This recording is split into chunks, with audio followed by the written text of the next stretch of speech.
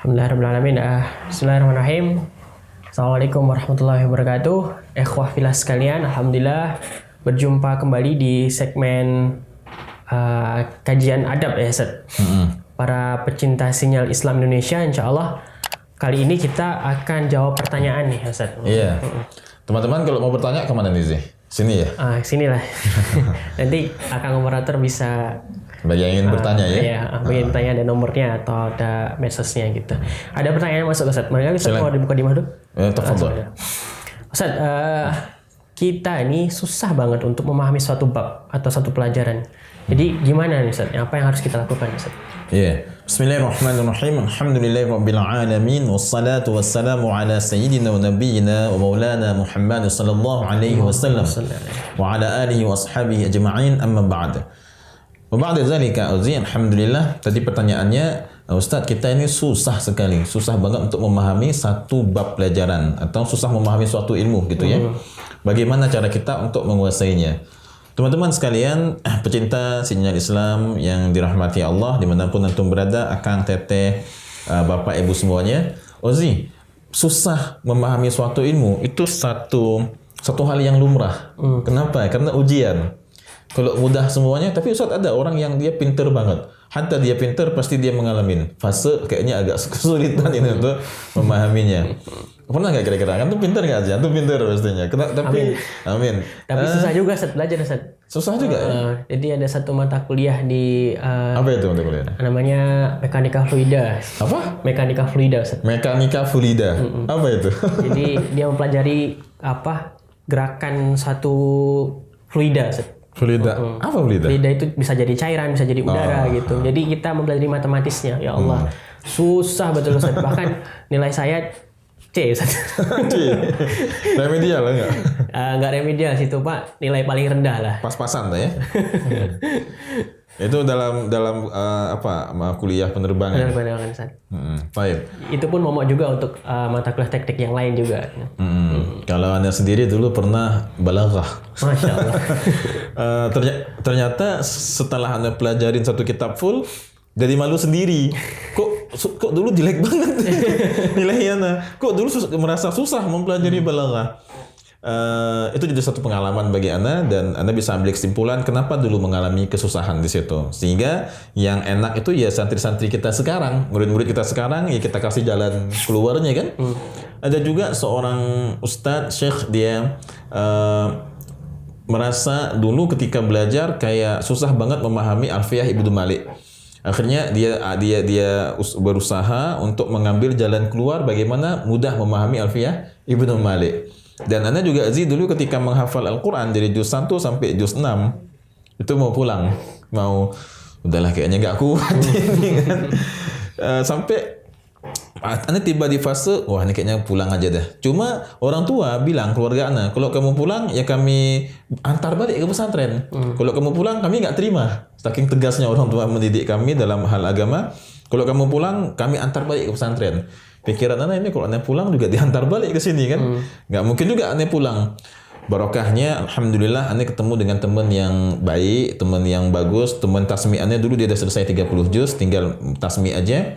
Akhirnya dia bilang begini, Fadil, kamu kayak tidak memahami, tidak percaya kepada firman Allah. Allah tegaskan dalam surat Al-Qamar 4 kali, "Walaqad yassarna al-Qur'ana lidzikri fahal min muddakir."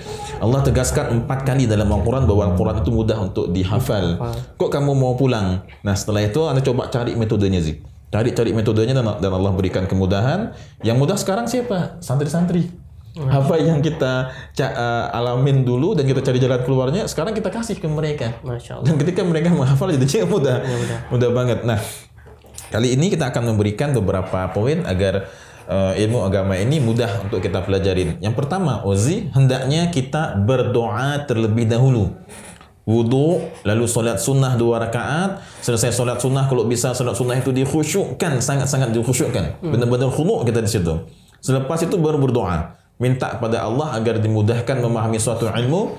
Dalam salah satu kitab diajarkan ketika kita mengalami kesusahan dalam menuntut ilmu, bacalah, Ya Muallima Adam wa Ibrahim. Wahai Allah yang telah mengajarkan Nabi Adam alaihissalam dan telah mengajarkan Nabi Ibrahim alaihissalam. Wa ya mufahhima Sulaiman. dan yang juga telah memberikan kefahaman kepada Nabi Sulaiman alaihissalam, fahimni. Tadi kita ulangin. Ya Allahumma ya muallima Adam wa Ibrahim allimni. Ya Allah, Rabb yang telah mengajarkan Nabi Ibrahim, Nabi Adam dan Nabi Ibrahim, ajarkanlah aku. Allimni wa ya mufahhima Sulaiman fahimni. Dan Rabb yang telah memberikan kefahaman kepada Nabi Sulaiman, fahamkanlah saya, berilah saya kefahaman. Kita ulangin biar teman-teman bisa menghafalnya. Allahumma ya muallima Adam wa Ibrahim allimni wa ya mufahhima Sulaiman fahimni. Ini doa yang harus kita hafal ketika kita mau duduk majelis ilmu, kita baca doa ini. Ketika telah selesai pun kalau kita nggak paham, kita baca doa ini. Jadi Ozi, dulu Anda merasa kesusahan banget dalam menguasai bagaimana nih cara ngafal. Karena dulu sama Ustadz kami, yang penting setoran. Dikasih waktu misalnya maghrib itu untuk menghafal sampai 90 menit dikasih waktu. Maghrib sampai nanti waktu Isya, pokoknya itu dikasih waktu menghafal 90 menit. Kemudian besok subuh, yang penting setoran. Harus setoran. Bagaimana cara menghafal? Pokoknya setoran. Nanti zuhur juga dikasih waktu 90 menit untuk menghafal. Asar, setoran. Bagaimana menghafalnya? Ada buku memang waktu itu. Ada buku, dikasih buku, dan bukunya ditulis oleh seorang syekh, lupa nama syekhnya, metode menghafal berbagai dunia. Dari berbagai macam metode itu nggak ada yang masuk juga. Singkat cerita, Anda terus berdoa sih.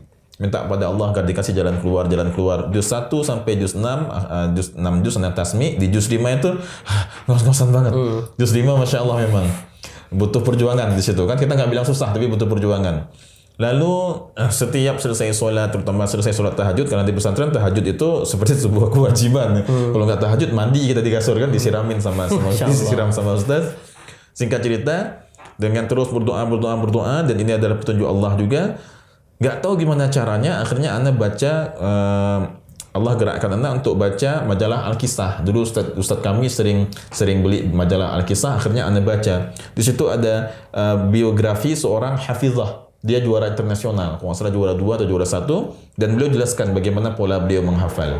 Nah, bagaimana polanya? Nanti lihat segmen kami mengenai bagaimana menghafal Al-Quran. Anda praktekkan sih. Masuk juz 7, Alhamdulillah. Dari awalnya setoran 1 halaman aja Anda berjuang, capek banget. Pernah ditolak di juz 2 halaman ke-16, halaman ke-15. La yu'akhidhukumullahu billaghwi fi aymanikum walaki ila akhir ayat. Itu capek banget itu. Benar-benar berjuang. Ketika Anda setoran ke Ustadz karena banyak salahnya, udah nanti setoran lagi di halaman yang sama. Apalagi yang ayat tolak Ustadz. Halaman ke-16, 17, 18 itu masih mengenai perkara talak. Apa hikmahnya? Kalau ayat-ayat talak itu susah dihafal, butuh perjuangan dihafal, maka juga jangan sembarangan diucapkan. Naam. Ya, wa ba'du Ozi, setelah juz 7 itu alhamdulillah sampai juz 8, sampai ke juz 11 itu, juz 11 yang awalnya Anda mau menghafal itu 1 halaman butuh perjuangan, sampai juz 11 itu Anda ingat setoran 1 hari itu bisa setengah juz dan lancar. Alhamdulillah, karena dulu Ustadz kami itu kalau 1 halaman lebih dari 3 kali salah nggak diterima setoran kita. 1 juz itu? 1,5 juz waktu itu. 1,5 juz 3 kali? Enggak, dari zuhur ke asar, zuhur Anda hafal, asar setoran, itu bisa hafal 1/4 juz. Kemudian nanti di subuhnya Anda setorannya 1/4 juz lagi. Jadi sehari setengah juz. Dan itu dengan setoran yang berkualitas, alhamdulillah, karena syekh kami agak ketat dalam hal setoran. Besoknya udah capek banget, udah kerasa itu otak udah letih, akhirnya Anda konsumsi apa-apa yang bisa membantu fresh otak lagi. Jadi Anda merasa sangat-sangat merasa saat itu dimudahkan dalam menuntut ilmu, menghafal Al-Quran dengan berkah doa tadi sih. Tentunya semuanya karena Allah dan pertolongan Ustadz dan juga dengan motivasi teman-teman. Jadi ketika kita merasa sulit untuk menuntut ilmu, lihat dulu sejauh mana udah usaha doa kita. Jangan-jangan kita terlalu mengandalkan kemampuan diri. Aku mah sering juara 1 gini. Lupa kepada Allah. Itu poin yang pertama. Poin yang kedua, hendaknya membaca beberapa kitab akan penjelasan mengenai bab atau suatu fan ilmu yang sedang kita pelajarin. Misal Ozi, kita sedang mempelajari mengenai masalah balaghah di bab tasbih. Kalau kita bisa membaca beberapa buku, kitab yang lain yang membahas mengenai bab yang sama, kita koleksi buku tersebut. Tapi nanti ada mengenai adab untuk pemula. Untuk pemula dia fokus ke satu aja. Jangan terlalu banyak kitab. Tapi ketika dia telah naik ke tahap anak tangga kedua, anak tangga ketiga, dia boleh baca beberapa kitab yang membahas mengenai satu ilmu tersebut. Misal Ozi, antum udah mempelajari satu fan ilmu di anak tangga ketiga. Bukan di awal banget. Itu boleh antum baca beberapa kitab yang membahas mengenai ilmu tersebut. Misal, Ustaz, bagaimana mengenai sunnah-sunnah setelah selesai sunnah-sunnah di malam hari. Nah, antum nggak faham mengenai satu kitab, antum boleh ambil kitab yang lain, Antum juga ambil kitab yang lain. Yang paling susah antum pelajarin ketika ingin mempelajari bagaimana memahami seorang istri, Ustaz. Itu berapa kitab kayaknya nggak susah-susah juga. Nah, Ustaz, saya ingin mempelajari mengenai satu keterangan akan kaifiyah solat tahajudnya Rasulullah Sallallahu Alaihi Wasallam. Antum ambil satu kitab, ambil kitab yang lain juga. Antum ambil kitab yang lain juga. Itu bagus. Syama'il ini, Syama'il itu, Syama'il yang lain bagus. Sehingga dengan antum baca beberapa kitab akan mengkayakan khazanah antum. Tapi tidak untuk pemula. Tidak untuk pemula. Kalau pemula satu kitab dulu, kitab yang tipis dulu, kitab yang kecil tidak mengapa. Tapi dia bangun pondasi yang kuat di situ. Kemudian yang ketiga, setelah antum berdoa, kemudian antum baca juga beberapa kitab akan suatu fan ilmu tadi. Misal ini Ustaz maf'ul mutlaq dalam bab nahu level menengah. Antum pakai Qatrun Nada ataupun kitab Muntamimah. Gak faham Ustaz, ambil syarahnya beberapa syarah. Ambil beberapa kitab. Yang ketiga, kalau antum di pesantren ataupun antum punya teman-teman yang mereka udah pernah mempelajarin fan ilmu tersebut, maka muzakarahlah dengan mereka. Muzakarah dengan kawan. Misal, Aziz, antum ingin murajaah lagi mengenai maf'ul mutlaq. Sekarang antum udah selesai kuliah, udah menikah, udah lama tentunya mungkin nggak murajaah bahasa Arab. Tapi ada Mas Ali, ada Syihab yang mereka sekarang mondok malah. Habis kuliah mondok mereka, unik banget tuh. Ketika antum agak bingung memahaminya, bisa musyawarah sama mereka. Bisa muzakarah dengan mereka. Jadi duduk dengan beberapa teman yang kita lihat, ini mereka lumayan mahir nih dalam bidang ilmu nih, Ustaz. Ini ahli nahwu nih, Ustaz. Ya udah ajak sama dia murajaah sama dia. Dulu ketika di Mekah ada beberapa bab ilmu yang Anda nggak sulit memahaminya, Uzi. Terus gimana? Setelah Anda baca beberapa kitab yang lain, masih bingung juga.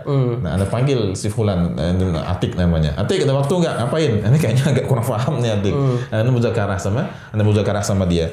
Uzi, saat Anda menikah, itu 3 minggu sebelum ujian. Masya Allah. 3 minggu sebelum ujian itu. Kalau 3 minggu sebelum ujian, hari Kamisnya kami ujian, saya ujian, hari Sabtu menikah, hari Seninnya ujian lagi. Masya Allah. Sebelum ujian itu ya? Iya, jadi di tengah-tengah ujian itu. Di tengah ujian. Jadi Uzi ketika Anda menikah, kemudian 3 minggu setelahnya ujian, dan kemudian pembagian hasil ujian, itu Ustadz Abdul Halim, beliau pengajar kami di beberapa mata kuliah seperti mustalah hadis juga, kemudian nahwu juga. Ketika lihat nilai Ana, dia senyum. Fadil, nilai kamu lumayan nih, jahit jiddan. Kirain cuma jahit, dia senyum. Loh, kok jahit jiddan gitu kan? Karena Anda sebelumnya juga sempat beberapa kali absen juga sebelum pernikahan, kan sibuk ngurus ABC segala macam, itu lumayan beberapa ada bolos lah, dan ini nggak baik untuk diikutin karena sibuk ngurus pernikahan.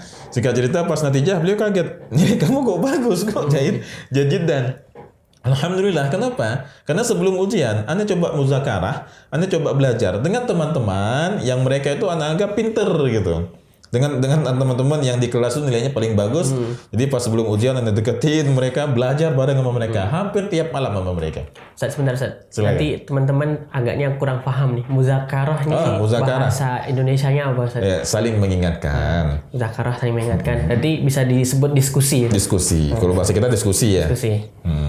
Misalnya Ozi antum mau nikah dulu, sebelum nikah, bukan mau nikah sekarang jangan lagi lah, cukup satu aja dulu. Sebelum nikah dulu antum tentunya ada persiapan kan untuk pernikahan, dan pasti jarang masuk kuliah itu kan. Antum bisa ajak diskusi, muzakarah teman-teman yang antum lihat nih kayaknya pinter nih anaknya. Ikhwan, jangan akhwat. Kalau di Mekah ya satu kelas ikhwan semua kami dulu kan. Jadi antum muzakarah sama mereka tiap malam. Tiap malam dari jam berapa belajarnya Ustaz? Dari maghrib sampai subuh. Ujian kami nggak tidur. Ujian betul-betul ikhwan, kami nggak tidur ujian dari maghrib sampai subuh. Kalau besok ujian 2 mata kuliah, Maghrib sampai jam 12 belajar satu mata kuliah. Jam 12 sampai subuh belajar satu mata kuliah. Jadi kalau teman-teman kami di kelas ada yang pas ujian tiba-tiba ambil pulpennya, dia letakkan di meja dan dia ambil kertas jawabannya, dia letakkan di depan dia, kemudian dia tarik nafas. Nah, kami saling menyindir, dah faham. Loading tuh. Panas otaknya.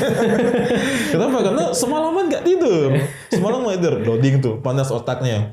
Ada juga yang belajar dari maghrib sampai jam 12. Ntar jam 12 dia tidur. Jam 2 bangun lagi. Karena restart dulu otaknya kan. Tuh ada teman yang kayak gitu, anak Jawa dia. Dan Masya Allah, Anda nggak bisa kejar nilai dia. Dia bagus banget. Mungkin karena doa orang tua dia kiai. Dia gus, Masya Allah. Belajarnya agak santai Anda lihat. Dia belajar jam 12 dia tidur dia. Kami tanya, nggak ngumpul? Nggak, tidur dulu kata dia. Jam 2 nanti baru dia belajar lagi. Jadi kebiasaan kami, Ozi, ya bukan kebiasaan Anda, kebiasaan semua dulu kayak gitu biasanya. Kebanyakan belajarnya di Masjidil Haram juga. Di Masjidil Haram dari maghrib sampai subuh belajar. Kalau belajar sendiri, ketiduran kok. Yeah. Kemudian yang keempatnya, setelah dia coba untuk mempelajari secara diskusi dengan temannya nggak paham juga atau cuma sedikit kefahaman yang didapatkan, maka pelajarilah kitab tersebut atau fan ilmu tersebut kepada beberapa masyayikh. Ozi, alhamdulillah tahadus min ni'mah untuk fan balaghah. Maka Anda sering dalam beberapa kajian tafsir Anda singgung sisi balaghahnya. Kenapa? Karena Anda alhamdulillah Allah berikan kenikmatan Anda lumayan bisa memahami balaghah tadi sih. Ilmu balaghah. Awal belajar balaghah Anda bingung. Apa ini kan? Ini tujuannya untuk apa sih belajar ilmu balaghah ini? Tapi ternyata setelah ke satu syekh Anda nggak faham, ingat ketika kita nggak faham satu mata pelajaran, jangan bilang syekhnya terlalu cepat menjelaskan. Jangan bilang syekhnya terlalu tinggi menjelaskan. Cukup bilang otak saya nggak sanggup menggapai penjelasan syekh. Jangan bilang syekhnya yang buruk, tapi kita yang buruk. Wah ini syekh ini luar biasa nih, bagus sekali penjelasannya. Saking bagusnya otak saya yang dungu ini nggak nyampe memahami penjelasan beliau. Jangan bilang syekh kita yang jelek. Kalau misalnya ada yang tidak kita pahami, kembalikan ke diri kita. Mungkin kita yang tidak bisa memahami penjelasan syekh. Tapi kalau ada penjelasan syekh yang paling bagus sekali menjelaskan dan kita bisa memahaminya, maka kembalikan kepada syekh. Wah ini bukan karena saya pintar, tapi karena syekhnya pintar sekali menjelaskan. Naam. Jadi kalau ada teman-teman sekarang nggak paham dengan penjelasan saya, bukan karena saya terlalu cepat menjelaskan. Lah, ini kita belajar adab sekarang. Dan kalau misalnya teman-teman paham, alhamdulillah berarti Ustaz Fadil lah. Ini cuma sekedar bagaimana mempraktekannya. Tapi apapun yang kalian dapatkan bukan dari saya, dari Allah dan bukan karena Anda pintar, tapi karena guru-guru Anda bagus menjelaskannya dulunya. Khairan insyaallah. Wa ba'da zalika, akhirnya Ozi, kitab balaghah itu Anda belajar satu ke Ustaz Abdul Halim, dan yang tadi Anda bilang beliau menjelaskannya luar biasa bagus. Sehingga otak Anda saat itu memang bukan ke Ustaz Syekh Utsman pertama. Ke Syekh Utsman Anda ingat dulu belajar ilmu bayan awalnya. Anda bingung sih. Kenapa? Karena memang dungu dulu belum paham kan. Anda belum paham akan suatu ilmu akan penjelasan mengenai ilmu balaghah tadi, walaupun pernah belajar sebelumnya secara singkat. Apa penjelasan Syekh ini? Karena saking lambatnya otak Anda nggak paham. Yang kedua ke Syekh Ustaz Abdul Halim, masih nggak paham juga. Yang ketiga ke Ustaz Abdul Rauf, ini anak ulama besar beliau. Itu mulai kebuka pintu, bukan buka-buka, mulai ada pintunya. Baru ada pintunya doang tuh. Belum sepenuhnya terbuka. Belum kebuka, ada gerbangnya doang. Alhamdulillah agak mulai enak dikit kan. Satu kesempatan teman Anda saya Atik tadi ajak talaki. Dil, ini Syekh ada meninggal beliau rahimahullah rahmatan wasi'ah. Syekh Tariq. Beliau biasa di Mekah itu buka kajian malam Kamis, kajian tafsir dan hadis Sahih Bukhari. Jadi beliau jelaskan mengenai beberapa ayat dan beliau bahas mengenai satu hadis. Itu bagus sekali penjelasan beliau, Masya Allah. Maka ada momen beliau buka untuk mengkhatamkan beberapa kitab dulu. Ada Muwatta, kemudian ada Abi Daud, kemudian ada Balaghah, ada Mustalah Hadis juga, ada Nahwu juga. Beliau ingin mengkhatamkan memang dalam kajian. Lumayan ramai anak-anak Indonesia yang duduk di majelis beliau, di rumah beliau dulu. Akhirnya kami berangkat ke rumah beliau dan dia ajak anak, yuk Dil berangkatlah belajar Balaghah Wadihah waktu itu. Ketika beliau menjelaskan, Masya Allah, alhamdulillah karena kepintaran beliau saat itu, karena bagus sekali metode beliau, akhirnya di situ Allah bukakan sedikit kepada anak memahami ilmu tersebut. Ada pintu Anak temukan gerbangnya, mulai kebuka sedikit tuh. Masya Allah. Keempat, ke syekh yang keempat. Syekh yang keempat, alhamdulillah. Syekh yang kelima, Syekh Malayan wa murabbi ruhi. Allah bukakan pintu gerbang balaghah kepada anak selebar-lebarnya. Sampai ke akhir kitab ilmu badi kami pelajari nanti itu. Alhamdulillah setelah belajar kepada berapa syekh tu? 5 syekh. Jadi kalau antum enggak faham, antum tanya dulu ke diri antum, berapa syekh saya belajar kitab ini? Ustaz, saya belajar kitab sirah Ustaz. Kepada berapa syekh? Video Ustaz Fadil aja di SII. Ya baru satu syekh jelas belum? Faham. Ustaz saya belajar adab tapi enggak faham-faham. Baru video yang mana? Video Ustaz Fadil aja Ustaz. Ya baru satu Ustaz. Ya gimana mau faham? Aneh aja 5 itu belum tentu faham banget juga. Harusnya tambah lagi ya, jangan cuma 5 aja. Berarti 5 aja belum tentu faham. Belum tentu faham. Apalagi kalau kita nggak ada gurunya, Ustaz. Masya Allah. Bagaimana bisa mendapat keberkahan ilmu? Antum mesti belajar usul fikih kepada berapa syekh? Ana dulu satu. Siapa lagi dulu? Baru Ustaz aja ini. Baru satu, jangan. Terus lagi. Dapat 4, 5, 6, 7. Kitabnya berapa sih? 1. Untuk pemula cuma 1 kitab, oke. Udah berapa tahun cuma 1 aja.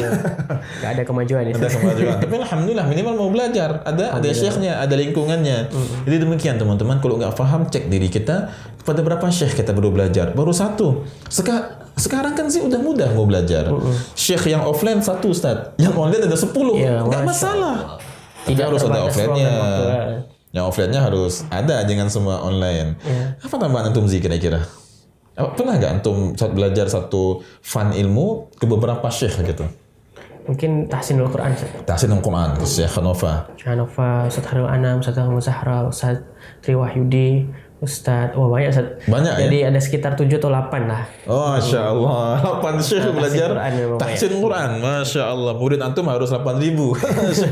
8 syekh kan? Memang Ozi ini dia passionnya di bidang tahsin wa tajwidul Quran. Dia imam muda juga. Masya Allah. Yang kelima Ozi, yang pertama tadi apa? Berdoa. Yang kedua, kita baca beberapa kitab mengenai penjelasan ilmu tersebut. Yang ketiga, kita coba untuk bermuzakarah dengan teman-teman kita, apalagi teman kita itu pintar. Yang keempat tadi apa? Kita belajar kepada syekh yang lain. Bukan berarti tinggalkan syekh ini, tambah syekh kita. Jangan cuma satu syekh aja. Ustaz, dalam satu momen kita belajar kepada beberapa syekh tidak mengapa. Untuk orang yang udah tahap menengah, bukan tahap pemula. Baiknya ada syekh offline-nya, ada kalau mau belajar online silahkan, jangan cuma belajar syekh online sahaja, ada yang offline-nya. Kemudian yang terakhir, atur kembali Ozi secara sistematis mengenai ilmu yang sedang kita pelajarin. Misal kita belajar maf'ul mutlaq, atur kembali sistematisnya. Definisinya apa? Kemudian contohnya bagaimana? Kemudian apa faedahnya kita mempelajari ilmu ini? Contoh misalnya kita belajar amr dalam ilmu ushul fikih, perintah. Amr itu apa? Amr itu merupakan tuntutan dari yang di atas kepada yang di bawah. Ustaz, tapi saya kalau berdoa itu kayak gimana gitu Ustaz? Kayak nuntut kepada Allah, ya Allah tolonglah berikanlah saya banyak ini berikanlah saya ilmu yang luas. Ustaz, ini menuntut enggak apa-apa, itu doa. Kenapa? Dari hamba kepada Rabbnya. Tapi kalau dari atas kepada bawah maka perintah. Amr ini Ustaz definisinya perintah. Contohnya bagaimana? Uzkurullaha katsira. Ya ayyuhallazina amanu uzkurullaha zikran katsira. Itu amr.